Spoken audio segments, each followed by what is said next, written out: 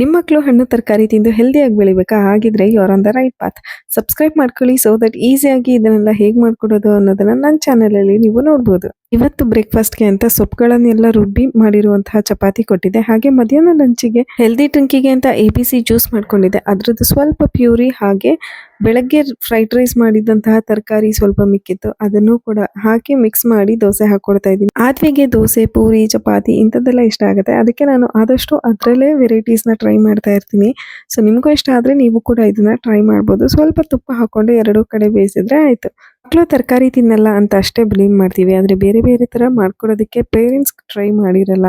Try ಮಾಡಿದ್ರು ಒಂದ್ಸಲ 2 ಸಲ ಮಾಡಿ ತಿನ್ನಲ್ಲ ಅಂತ ಸುಮ್ಮನಾಗ್ಬಿಡ್ತಾರೆ. ಆ ಥರ ಮಾಡೋಕ್ಕೆ ಹೋಗ್ಬೇಡಿ, ಕನ್ಸಿಸ್ಟೆಂಟ್ ಆಗಿ ಮಾಡಿ ಸೊ ದಟ್ ಮಕ್ಕಳಿಗೂ ಅಭ್ಯಾಸ ಆಗುತ್ತೆ.